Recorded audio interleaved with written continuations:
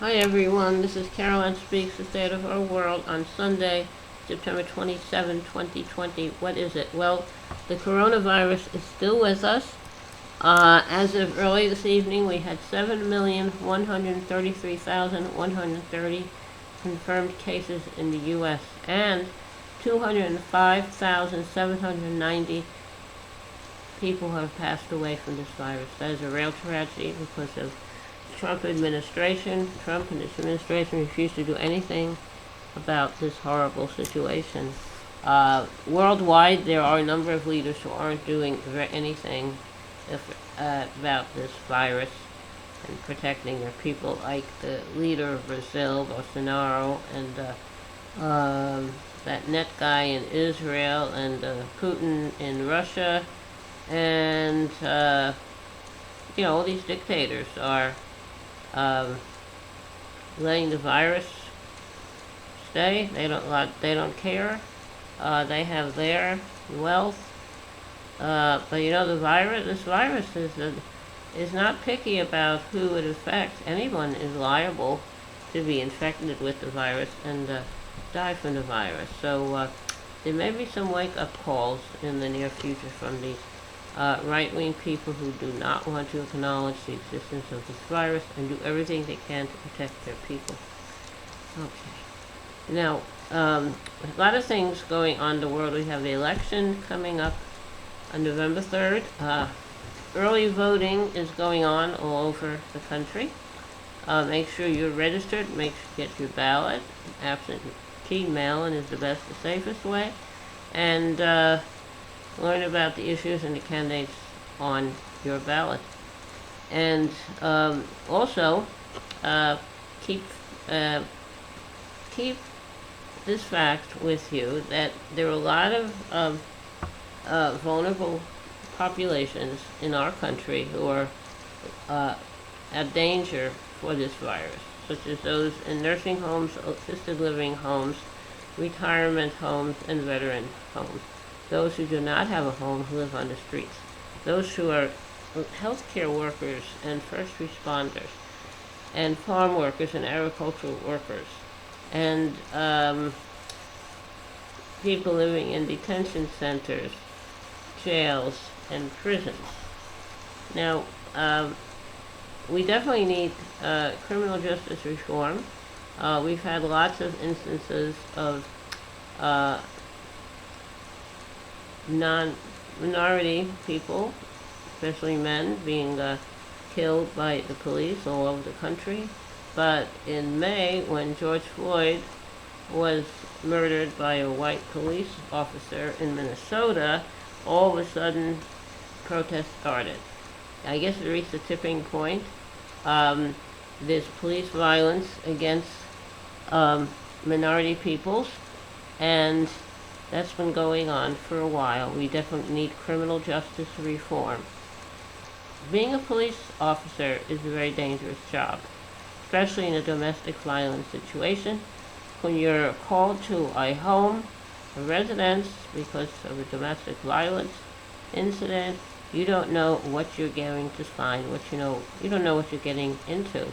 There could be people there with arms who are going to shoot you as a police officer before you even get in the door. So it is very dangerous. But if you really want to be a police officer and serve the people, then you have to use non-lethal methods. When you're confronted by a criminal, by someone who's in distress, maybe has a mental health situation, mental health condition, you don't know what's going on. So there are things like tasers. But it seems that police use deadly force.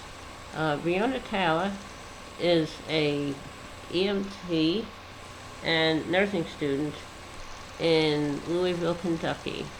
And the police in Louisville, Kentucky came to her house using a no-knock warrant, and they broke into her house, and they killed her. Supposedly, someone who also lived there heard a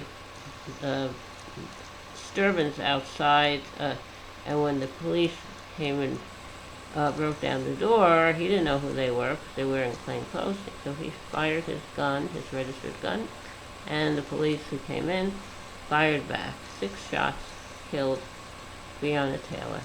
Also fired some other shots that ended up in a neighboring apartment. The grand jury in Kentucky, Louisville, Kentucky, said that the officers involved acted correctly, responsibly. No charges filed. So that's a real travesty of justice. So what are we going to do about it? Well, you have to vote. You have to keep in touch with your representatives at the city, county, state, village, and state and federal level to know what you think. We need better laws. We have a situation in, we've heard about voter suppression. The Republicans want to keep minority voters from voting because they know these minority voters will not vote for them. So there is a case in Florida, situation in Florida, where the state of Florida overwhelmingly passed a resolution to have everyone who has paid their debt to society, has served their time, their voting rights should be restored. Well, the state of Florida officials didn't like that because that mean more minority people voting. So what they did, they passed some legislation that attached some financial penalties to these people. So they want to have their vote restored. They have to pay certain fines and fees, which is equivalent to a modern-day poll tax. So then comes in former Mayor Mike Bloomberg of New York, who set up a fund to pay the fines of these people. And now former Mayor Bloomberg is being investigated by Florida officials because they think it's very weird, strange that someone from outside wants to pay the fines of these people so they can vote. But of course, if Florida just let everybody vote, we wouldn't have this situation. But that's what we're looking at. So we're hoping our election this year will bring in new people all over the country, and we'll have laws that are just and fair so that everybody has the right to vote. And you automatically are registered when you turn 18 and shouldn't have to go through all this hassle. Maybe eventually we'll have internet voting, so if they can develop a secure system to do that, they won't have to worry about people being harassed at the polls, because Trump is putting out all these negative thoughts about mail-in ballots and using the post office, and he's also trying to destroy the post office. So we have a very strange situation. So you have to vote, and the best way to vote is by mail if your state allows it. And maybe we can get a lot of new people in at all levels in each state and in the federal level to change the rules, make the rules better for the people, restore the Voting Rights Act of 1965, because Republicans are trying, have weakened that, unfortunately. So anyway, we have a lot of things to think about, and time to get busy. I don't know how much you're aware of this, but in certain parts of the country, they have what they call wildlife killing contests. There are certain creatures that certain communities don't like, and they tell people to go out and kill these creatures. They set up for a specific day and time, and there's some kind of a reward for the one who kills the most. This is America, and Republicans are supposed to be the party of life, pro-life. So anyway, a lot of these wildlife killing contests have entered because people have spoken out and people have sued. But there's some places where it still exists. We still have people going to Africa to hunt big game. And they can't do that if the countries they go to didn't allow them to do that. Seems like some countries would use this as a way of earning money. Well, why don't you use tourism instead of having or tourism and photography tourism? Very, very strange. So anyway, that's the state of the world. It doesn't look too bright. Maybe it's time to have a little song. What would you like to hear? I'm thinking. Alright, I think I got one. Here we go. Called Jamaica Farewell. Give it a try. This was recorded by Harry Belafonte a long time ago. Very popular.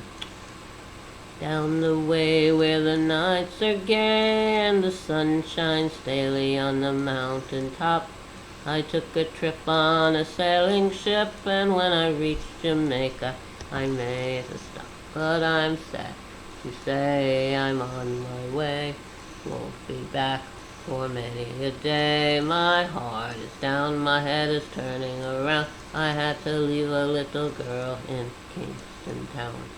Down at the market you can hear ladies cry out while on their heads they bear hockey rice, saltfish are nice, and the rum is fine any time of year.